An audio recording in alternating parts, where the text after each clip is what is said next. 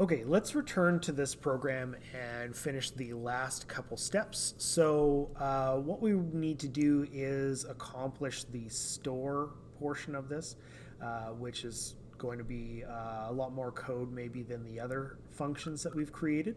So what we're going to do here is we're going to prompt the user for whether or not they would like to visit the store. So after this line, I'm going to prompt the user. So cout, would you like to visit the store? So this is going to be a yes, no question.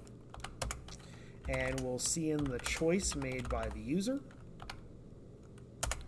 And then potentially we will activate the store function. So if the choice is Y or the choice is a capital Y, then we will activate the store function. So store shovels, sandwiches, and money.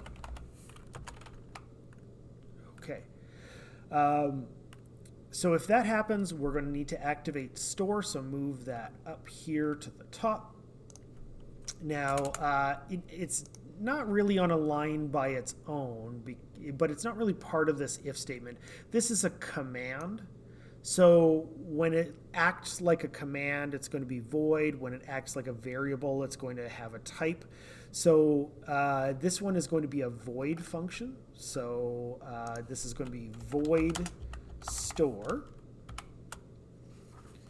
And then in the store, we're going to need an integer. Now, we'll be changing the values here. So based on the results of this function, the amount of shovels could change. The amount of sandwiches could change. The amount of money could change. Okay.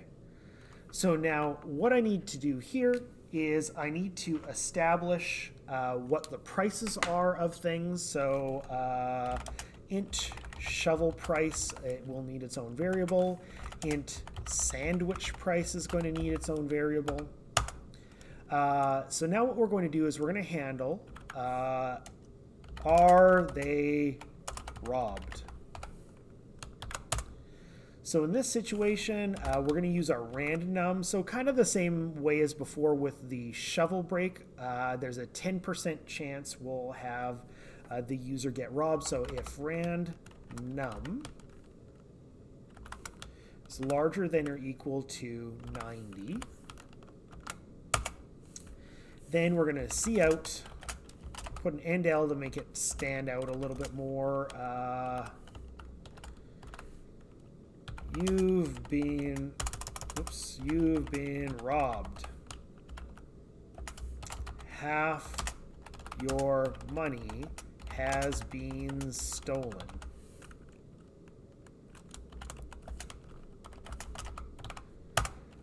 So in this case, the money is going to get the value of money divided by 2. So it's going to, the amount of money stolen, I guess, is kind of rounded up.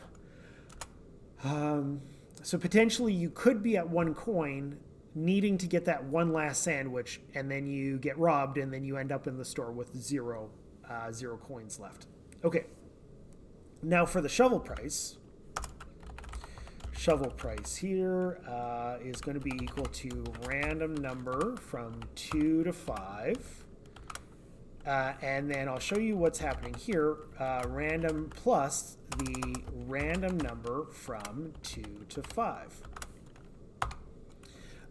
So what this has the effect of doing is numbers that are at the far edges of this, like a 4 and a 10, are going to be less likely than numbers that are in the middle of the range, like 6, 7, and 8. So that'll make it like an extreme rarity, not extreme, but more of a rarity that you go into the store and the shovels cost 4 coins, which is a huge bargain.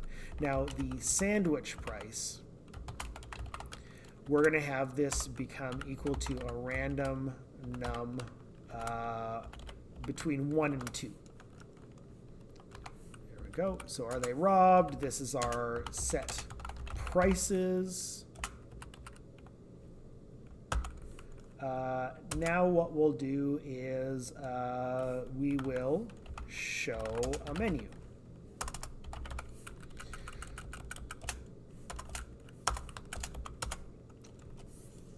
Move this up a bit. Oops. There we go. Go up one more time. There we go. So show menu. What we're going to do here is we'll cout and L just to make this stand out again. This will be the dig store. And L, we're going to cout. We'll tell them how much money they have. So you have money, coins to spend.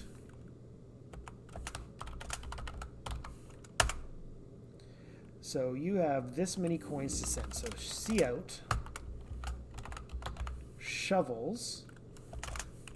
We're going to say the price here. So shovel price is some amount of coins. Cout sandwiches. Sandwich price is some amount of coins.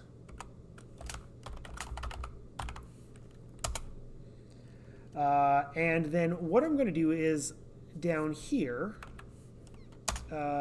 prompt for quantities. Now I feel like I need several lines of code to say prompt for how many shovels, and then I need several more lines of code to prompt for how many sandwiches. So I feel like what I need to do here is I need to create a function so that the code repeated, I only have to write once. A lot of people will make the mistake here of creating a function for prompting for shovels, and then another function for prompting for sandwiches, because really the only difference here is the name of the item. But if we get good at writing functions, we should be able to figure a way to make any repeating code, despite differences, functionable. So here, we're going to make a store prompt. So sometimes it's a good idea to start on like, well, how am I going to call it? So here I want to make sure that it knows the name of the item, how much money we have, how much of the item we have, because it's going to need to update that value, and what the price of that is. Now I need another one for sandwiches. So sandwich, money, sandwich price. There we go. Prompt for the amounts that the user wants. So we're going to have to do that above the store again because of the function ordering. Now for this one, we'll need to have this void again. It's going to be our store prompt. And then this one is going to have a string for the name of the item. Now our money is going to change, so we need to make that a reference. And our amount of the item is going to change. Now it may depend. It's either going to be amount of sandwiches or amount of shovels. So I'm using the generic term item to refer to either of them. And then we're going to finish off with int price. Now price isn't going to change, so make sure that you don't put an and sign in front of that. Okay. So now we need a little bit of a loop here to prevent them from asking for more than they can afford. So we'll cout how many,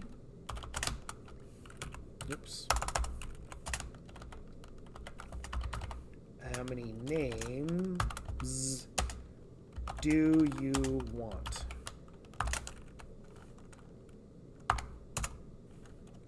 And then we'll see in the quantity. Oh, we need a variable for that too. So int quantity. There we go. So we're going to see in that value here. And now if the quantity times the price is larger than the amount of money, so like they're asking for more than they can afford, so the cost of it is higher than the amount of money they have, we're going to see out invalid, try again.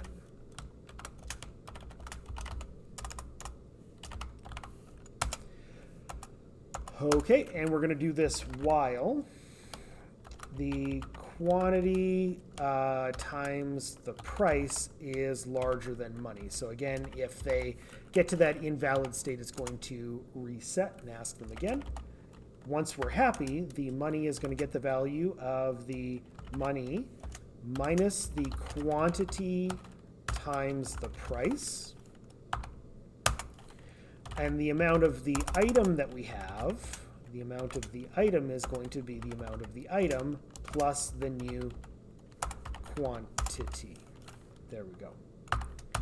And now we're going to see out how many coins they have to kind of prep them for the next step. There we go. So we'll test this out.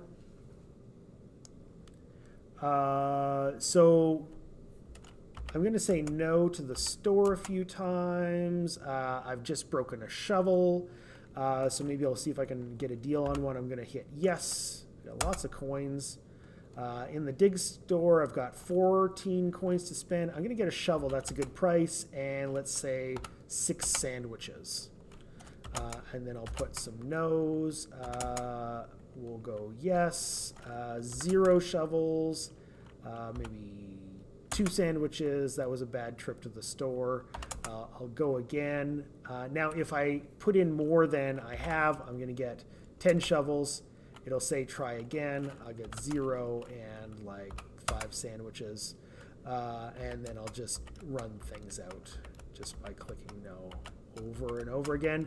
And then I will eventually run out of sandwiches. Okay, so now the one last thing that we need to do is we need to make sure that we have the final score at the end. So all you have to do to finish this program off is after the while loop, cout endl to split it up and say you made it today. Let's put caps for that. Days. And there we go. So once you put this line of code in, you've got a complete program. You can try it out. It might be fun, but this should serve as a refresher on everything we've done with functions.